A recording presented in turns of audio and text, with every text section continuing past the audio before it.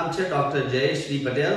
હું પ્રોફેસર અને ઓન્કોલોજી વિભાગનો વડો છું, ડોક્ટર એન કે શાહ મેડિકલ કોલેજ ચાંદખેડામાં. મિત્રો, વ્યવસાય કેન્સરનો ડોક્ટર છું એટલે મને તો ખબર જ છે કે વર્લ્ડ કેન્સર ડે કેમ ઉજવવામાં આવે, પણ આપણી જાણ ખાતર વર્લ્ડ કેન્સર ડે 2000ની સાલથી અત્યારે સતત 26મા વર્ષમાં એને ઉજવવામાં આવી રહ્યો છે. યુઆઈસીસી ઇન્ટરનેશનલ યુનિયન અગેન્સ્ટ કેન્સર, જેણે 2025, 26 અને 2027માં એક થીમ આપી, યુનાઇટેડ બાય યુનિક. દરેક કેન્સરના દર્દીની પોતાના જીવનની એક જુદી કથા હોય છે. એ કથાને જો બીજાને જણાવવામાં આવે તો બીજા દર્દીને ખૂબ જ હિંમત મળે, ખૂબ જ સારવાર કરવાની અપેક્ષાઓ ઊભી થાય અને કદાચ એને જ લીધે એક ટોળું કે જે હિંમતબાજ છે, જેના ડોક્ટરને પણ હિંમત આવે છે અને અત્યંત સુંદર સારવાર કરી શકે છે. કેન્સરમાં મુખ્યત્વે 4 પ્રકારની સારવાર હોય છે. જેમ કે હું કેન્સરનો સર્જન છું. કેન્સરની સર્જરી એ ખૂબ જ જટિલ હોય છે.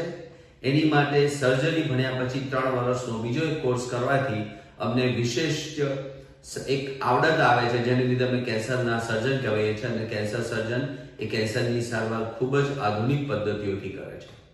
બીજા ડોક્ટર સાહેબ છે જેમનું નામ છે મેડિકલ ઓન્કોલોજીસ્ટ, જે લોકો આપને ખબર હશે કે કીમોથેરાપી અને ઇમ્યુનોથેરાપી અને ટાર્ગેટેડ થેરાપીનો ઉપયોગ કરી અને કેન્સરની સારવાર કરી રહ્યા છે. અને ત્રીજા છે તેઓનું નામ છે રેડિયેશન ઓન્કોલોજીસ્ટ.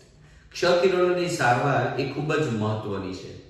આ ત્રણેય ડોક્ટર મિત્રો ભેગા થઈને દરેક કેન્સરના પ્રકાર, કેન્સરનું સ્ટેજ, પેશન્ટની પરિસ્થિતિ, જે એક 28 વર્ષના પુરુષ કે સ્ત્રીની સારવાર થઈ શકે તે 80 વર્ષના બા અને દાદાની ન થઈ શકે.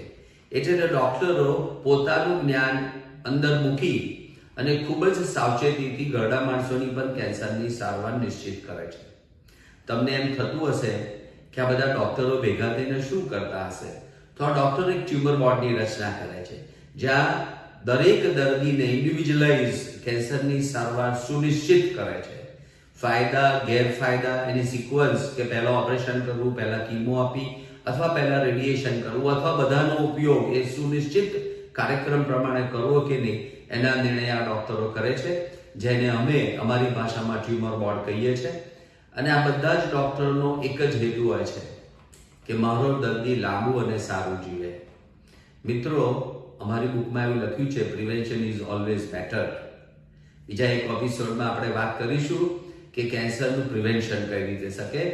હું ફરી એકવાર આપને નમ્ર વિનંતી કરું છું કે વહેલું નિદાન અને જીવતદાન, અને જીવવા માટેનું પહેલું પગલું તમારે જ ભરવું પડશે.